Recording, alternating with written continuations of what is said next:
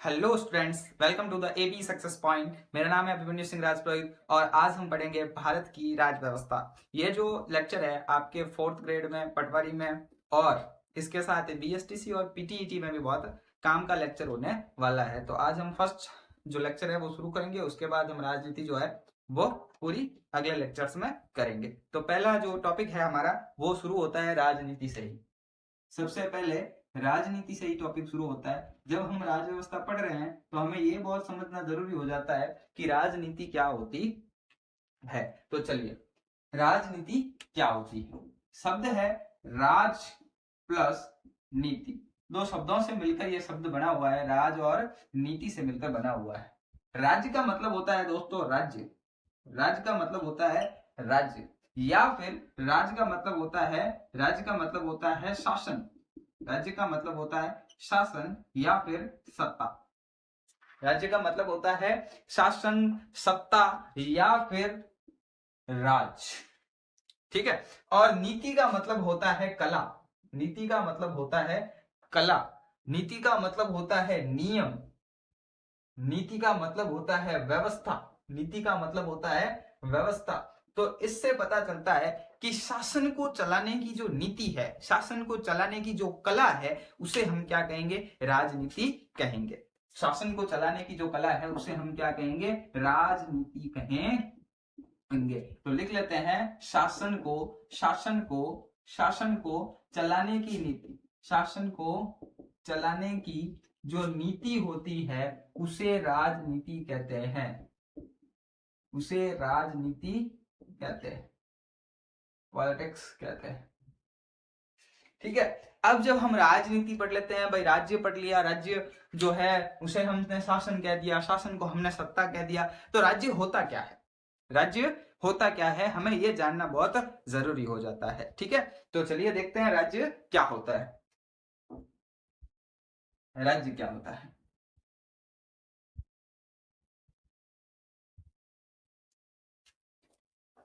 राज्य की बात कर लेते हैं दोस्तों। राज्य की जो सबसे पहली जो परिभाषा है वो अर्थशास्त्र के अंदर मिलती है। अर्थशास्त्र किसने लिखा था आपको पता होगा। अर्थशास्त्र जो है वो हमारे चाचा जो है, किसके चाचा है भाई? किसी के चाचा नहीं है। कौटिल्य नाम का बंदा है जिसको और क्या नाम कहा जाता है? इसको चाणक्य नाम से और पुकारा जाता है। चंद्रगुप्त मौर्य का ये प्रधानमंत्री है, ऐसा कह सकते हैं। चंद्रगुप्त मौर्य का ये गुरु है। इसने एक किताब लिखी है अर्थशास्त्र। उस अर्थशास्त्र नाम की किताब ने उसने सबसे पहले राज्य को परिभाषित किया है। किसने परिभाषित किया राज्य को? कौटिल्य ने परिभाषित किया है। दूसरा नाम क्या है इसका? चाणक्य है। किसने परिभाषित किया है? अर्थशास्त्र के अंदर परिभाषित किया है, जो इसने चंद्रगुप्त मौर्य के शासनकाल में लिखा था। चंद्रगुप्त मौर्य का ये प्रधानमंत्री है। चंद्रगुप्त मौर्य का क्या है ये? चंद्रगुप्त मौर्य का ये प्रधानमंत्री है और चंद्रगुप्त मौर्य का ये गुरु भी है। ठीक है, तो चंद्रगुप्त के गुरु भी रहे हैं। चाणक्य जो है, कौटिल्य जो है, उन्होंने सबसे पहले राज्य की परिभाषा दी थी और उन्होंने कहा कि राज्य क्या होता है? राज्य जिसका अपना भूभाग हो, राज्य जिसका अपना भूभाग हो, राज्य जिसका राजा हो। उसने कहा भूभाग हो, राजा हो, जनसंख्या हो, लोग रहते हो, उसकी सेना हो, जनसंख्या हो, सेना हो, और अर्थशास्त्र के अंदर कौटिल्य ने कहा है कि भूभाग होना चाहिए, राजा होना चाहिए, जनसंख्या होनी चाहिए, सेना होनी चाहिए और अमात्य नाम का एक बंदा होना चाहिए। अमात्य का मतलब होता है मंत्री। मंत्री को उस समय में क्या बोला जाता था? अमात्य बोला जाता था। और ये भाई साहब कहते हैं कि एक मित्र भी होना चाहिए। क्या होना चाहिए? एक मित्र भी होना चाहिए और एक दुर्ग होना चाहिए। क्या होना चाहिए? दुर्ग होना चाहिए। तो कितने बिंदु हो गए? बिंदु हो गए आपके 1 2 3 4 5 6 और 7। कौटिल्य ने 7 बिंदु राज्य के रूप में परिभाषित किए हैं, इसलिए इसे इसका सप्तांग सिद्धांत कहा जाता है। राज्य का सप्तांग सिद्धांत जो है वो कहा जाता है। ठीक है, तो क्या होता है? कौटिल्य कहता है कि राज्य के लिए क्या होना चाहिए, भूभाग होना चाहिए, मतलब जमीन होनी चाहिए। अगर जमीन नहीं होगी तो उसका कोई राजा नहीं होगा। अब जब जमीन होगी तो उस जमीन को चलाने के लिए, रूल करने के लिए, टैक्स लेने के लिए कौन आदमी चाहिए, राजा जो है वो होना चाहिए। राजा नाम का एक बंदा होना चाहिए। अब राजा किस पे शासन करेगा, जनसंख्या पे शासन करेगा। मान लो जमीन है, राजा बना लिया एक बंदा, अपने आप को खुद ही राजा कह रहा है, उसका परिवार रह रहा है, लेकिन वहां पे जनसंख्या नहीं रह रही। अगर जनसंख्या नहीं रह रही है तो फिर राजा जो है वो किसी काम का नहीं है। भाई मैं अपने आप पे अपने घर में मैं बोल दूं अपने आपको कि मैं राजा हूं, मैं किस बात का राजा हूं, जब जनसंख्या नहीं मेरे पास, जब लोग नहीं, जब टैक्स देने वाला कोई नहीं, जब कोई मुझे राजा मानता ही नहीं, मैं किस बात का राजा हो गया। तो क्या होनी चाहिए, जनसंख्या नाम की कोई चीज होनी चाहिए, लोग रहने चाहिए भाई, बिना लोगों के तो राजा बनाया नहीं जा सकता, तो लोग रहने चाहिए। फिर कहता है कि राजा के पास सेना होनी चाहिए। अगर सेना नहीं है तो फिर राजा क्या करेगा, लड़ाई नहीं हो जाए, मान लो कोई दूसरा बंदा आके अटैक कर ले, तो सेना ही नहीं है, फिर क्या करेंगे।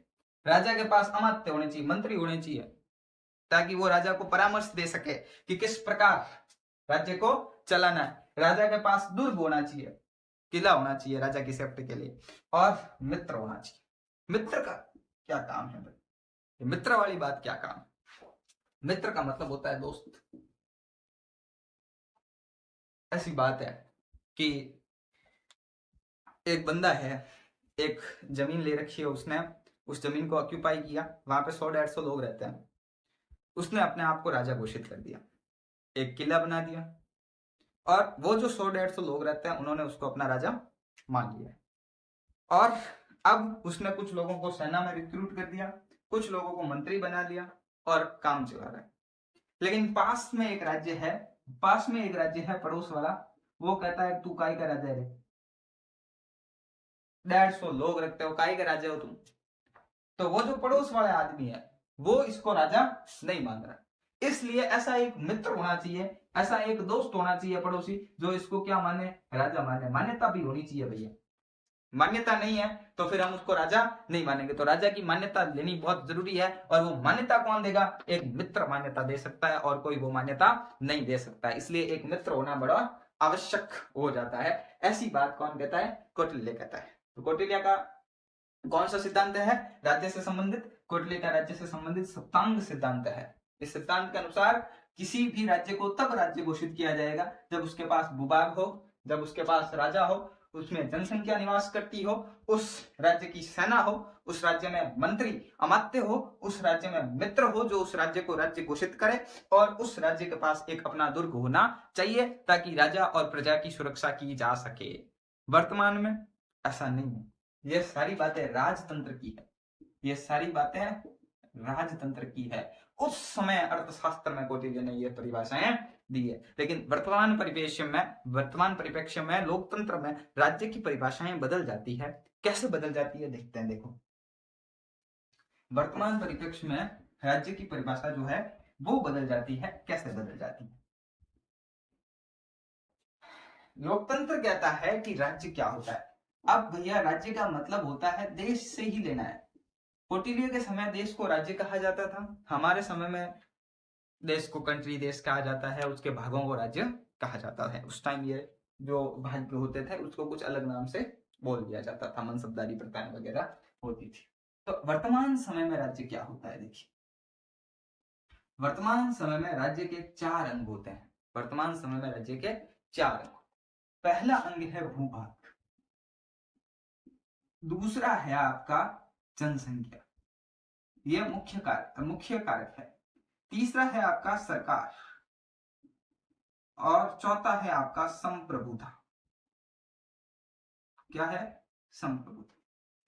भूभाग का मतलब है कि अपने रिसोर्सेस, अपनी जमीन हो, पर्वत अपने हो, नदियां अपनी हो, ठीक है, जो भी चीजें हैं, जितने भी प्राकृतिक रिसोर्सेस हैं वो सारे अपने पास मौजूद हो। जनसंख्या, जनसंख्या का मतलब है जो भूभाग हमारे पास है, जमीन है, पर्वत है, नदियां हैं, उन पे रहने वाले लोग भी होने चाहिए।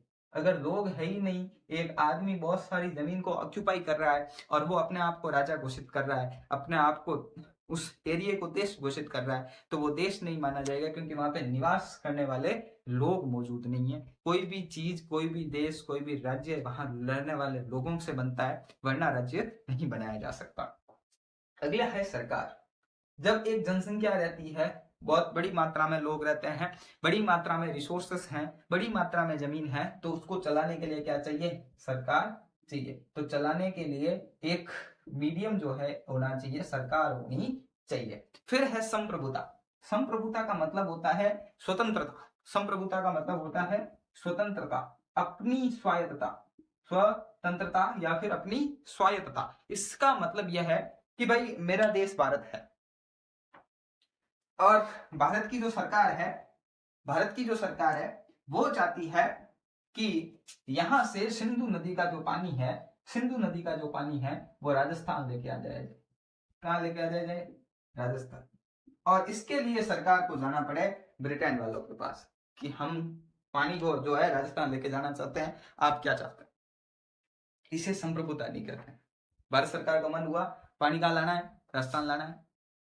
सरकार ने फैसला लिया, बजट आया, काम शुरू किया और पानी कहां आ गया? राजस्थान आ गया। इसे बोलते हैं संप्रभुता।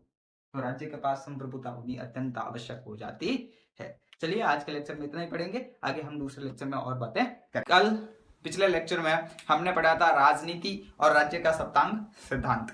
आज हम आगे पढ़ेंगे राजतंत्र और लोकतंत्र में क्या अंतर होता है, लोकतंत्र कहते किसे हैं और भारत में किस प्रकार का लोकतंत्र है, किस प्रकार शक्तियों का विभाजन किया जाता है। चलिए शुरू करते हैं। सबसे पहले मैं बात कर लेता हूं राजतंत्र की।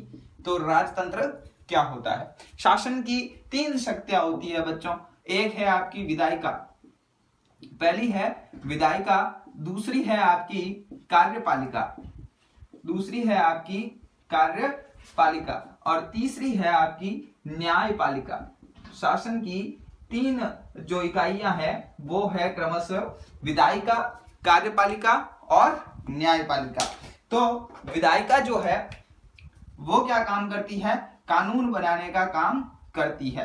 कार्यपालिका का काम होता है कानून को लागू करना, कार्यपालिका का काम होता है कानून को लागू करना। और न्यायपालिका जो होती है, न्यायपालिका जो होती है उसका काम होता है कानूनों की समीक्षा करना, कानूनों की समीक्षा करना, कानूनों की समीक्षा करना जो काम है वो आपके न्यायपालिका का हो जाता। तंत्र में क्या होता है कि ये जो तीनों ही शक्तियां जो है एक व्यक्ति के अंदर जो है सीमित होती है और उस व्यक्ति का नाम होता है राजा।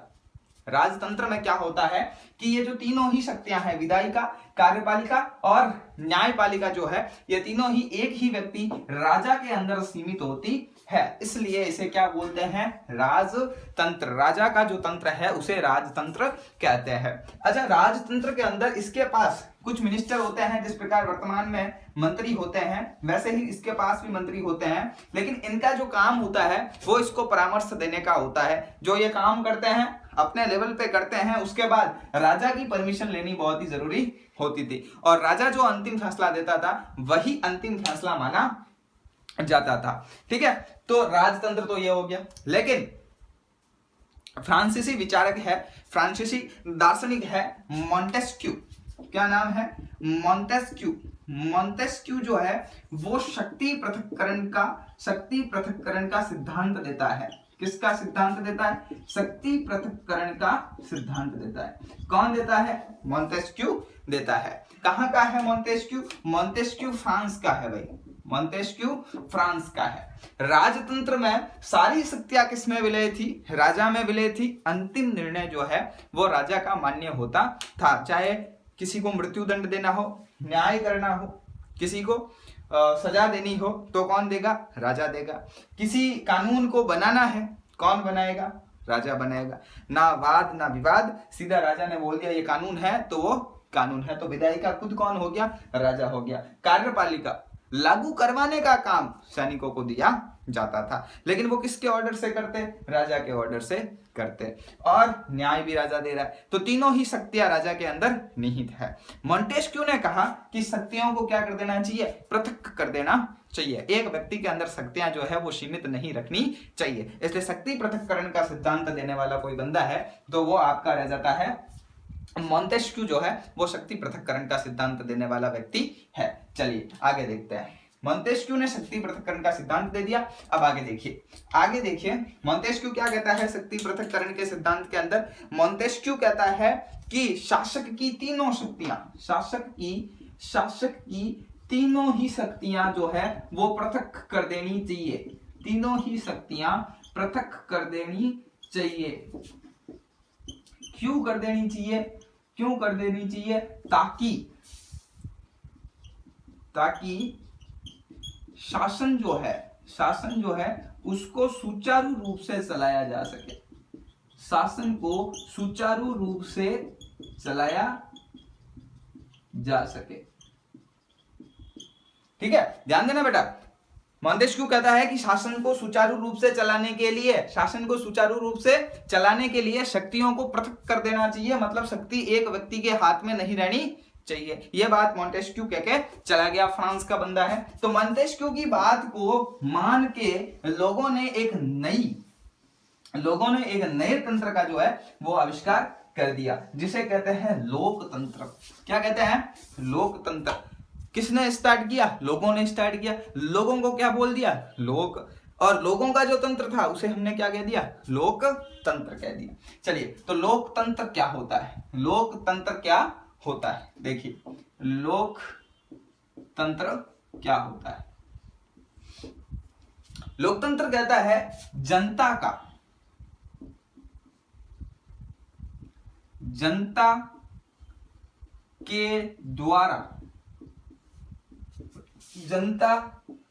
के लिए क्या हुआ? जनता का शासन किसके द्वारा स्थापित किया गया? शासन जनता के द्वारा स्थापित किया गया शासन। किसके लिए स्थापित किया गया? जनता के लिए स्थापित किया गया शासन लोकतंत्र कहलाता है। यह परिभाषा दी है आपके अब्राहम लिंकन ने। किसने दी है? अब्राहम लिंकन जो है वो ये डेफिनेशन देके गए हैं। अब्राहम लिंकन ये डेफिनेशन देके गए। तो लोकतंत्र क्या होता है? जनता के लिए, जनता के द्वारा जो शासन है उसे हम लोकतंत्र कहते हैं। हाँ, तो लोकतंत्र क्या होता है? जनता के द्वारा, जनता के लिए जो शासन होता है उसे लोकतंत्र कहते हैं। यह परिभाषा आपके दी थी अब्राहम लिंकन ने। अब देखिए, लोकतंत्र में शक्ति पृथक्करण किस प्रकार होता है? लोकतंत्र में विधायिका, कार्यपालिका और न्यायपालिका जो है ये तीनों ही एक दूसरे से अलग रहती है। ठीक है, विधायिका में कौन आ जाएगा? संसद या फिर राज्य विधानसभा। राज्यों के जो विधानमंडल होंगे वो आपके विधायिका में आ जाएंगे। कार्यपालिका दो प्रकार की होती है, स्थायी और अस्थायी। इस अस्थायी कार्यपालिका में आते हैं मंत्री, और स्थायी कार्यपालिका जो है उसमें आपके जितने भी पोस्ट सर्जित हो रखी है, IAS है, RAS है या फिर तहसीलदार है, पटवारी है, ये स्थायी कार्यपालिका के सदस्य होते हैं। न्यायपालिका में आपके सुप्रीम कोर्ट और हाई कोर्ट जो है वो होते हैं। इसे शक्ति पृथक्करण कहते हैं। मतलब यह है कि न्यायालय विधायिका के फैसले की समीक्षा कर सकता है। अगर उसका फैसला न्याय सम्मत नहीं है, संविधान के अनुसार नहीं है, तो उसमें संशोधन किया जा सकता है। राजतंत्र में संविधान का कोई ज्यादा महत्व नहीं हुआ करता था, लेकिन अगर लोकतंत्र में संविधान है तो उसका बहुत महत्व होता है, क्योंकि संविधान के अनुसार विधायिका को काम करना होता है। और अगर विधायिका उसके अनुरूप कार्य नहीं करती तो न्यायपालिका जो है, सुप्रीम कोर्ट या हाई कोर्ट जो है, उस कानून की समीक्षा कर सकते हैं। कार्यपालिका जो है वो मंत्री परिषद को छोड़ के बाकी कार्यपालिका जो है वो कानून निर्माण में भाग नहीं लेती। उनका काम होता है कानूनों को लागू करना, क्रियान्वित करवाना। तो न्यायपालिका जो है वो कार्यपालिका से भी प्रश्न पूछ सकती है। इस प्रकार लोकतंत्र में शक्ति को स्पष्ट पृथक्कृत किया जाता है, जबकि राजतंत्र में शक्ति को स्पष्ट पृथक्कृत नहीं किया जाता। ठीक है, भारत के अंदर संसदीय शासन व्यवस्था है। भारत के अंदर संसदीय शासन व्यवस्था है, इसलिए स्पष्ट शक्ति पृथक्करण नहीं देखने को मिलता है। स्पष्ट शक्ति पृथक्करण देखने को हमें नहीं मिलता है, लेकिन फिर भी भारत में जो शक्तियां हैं वो बिल्कुल पृथक्कृत रहती है। स्पष्ट पृथक्करण नहीं देखने को मिलता, कारण है संसदीय शासन व्यवस्था। ठीक है, तो इस प्रकार हम लोकतंत्र को समझ सकते हैं। ठीक है, लोकतंत्र और राजतंत्र में इतना डिफरेंस है कि राजतंत्र में सारी शक्तियां राजा में विलीत होती है, जबकि लोकतंत्र में सारी शक्तियां जो है वो अलग अलग भागों में बटी हुई होती है और जनता के द्वारा लोकतंत्र के अंदर सरकार चुनी जाती है। जबकि राजतंत्र में उत्तराधिकारी जो संबंध है वो होता है, उत्तराधिकारी जो प्रोफेशन होता है वो होता है, जैसे राजा का बेटा जो है वही राजा बनेगा। ठीक है, चलिए आज के लिए इतना ही। अगले लेक्चर में हम और कुछ राजनीति के बारे में पढ़ेंगे। धन्यवाद।